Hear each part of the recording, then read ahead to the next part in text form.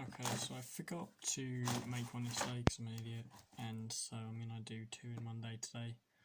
The first one's pretty obvious, and but it's just going to help a bit. The second one is a bit more obscure, but something I think is better than it seems. So you might know this alg for flips. It goes like this. So it just flips these two.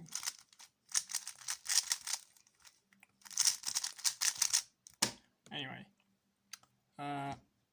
setting up to that is really easy. So basically, if you've ever got 2 flipped edges on an template, it's really easy to set up to these. So, for example, if we've got this, you can just do an M prime sound, which means you just start it with an M2 and with an M. Or there's this one where you do M2 to it, which means you just start with an M. And so, the last two, let's look at this one. Now this is actually another floating one, which flips these back to. You do M to it, but it starts with an M prime, which means you just do the alg starting with the first move to the end. That's useful because then if you want to do this flip, you can do U2 to that.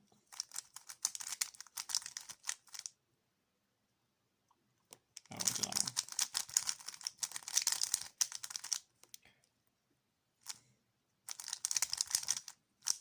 Which seems quite different to the original alg, but yeah, you can see how that one alg gives you lots. The same goes for,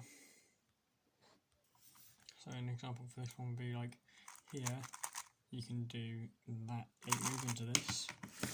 Here, since the beginning move's an S, and it would be like an S1 setup to it, you can do that. So sometimes just your one alg you can change one move in it and it will give you lots of other ones, and so that can help with learning flips. So that's the trick. I actually think H-perms can save a lot in blind. Though they probably may not actually save an alg, they'll definitely save a bit of non-alg, and it will just be pretty cool. So like here's an example of a scramble. Here where we've got these two solved, there's no parity,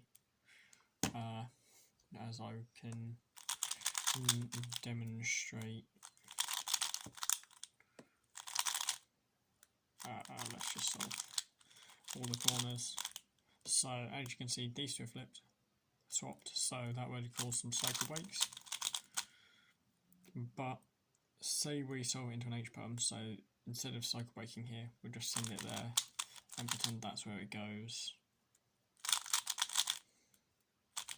Keep going. We just have an H-perm at the end of edges, and this is more useful than you'd think. Say, and this is a trick I just kind of discovered on my own while doing some sighted solves, but say you have a twist like this. This is actually an L case.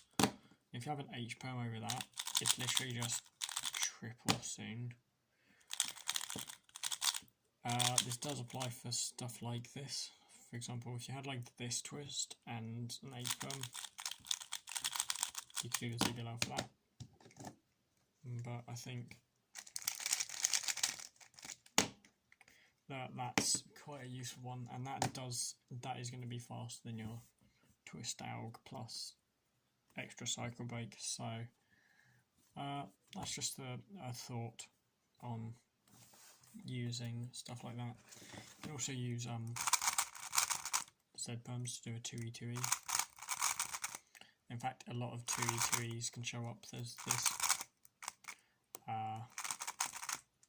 this one, and so sometimes when you've got maybe these two edges swapped and maybe that solved back there, you can just count these as solved and just do the easy trigger to solve a 2E2E instead of the extra cycle breaks.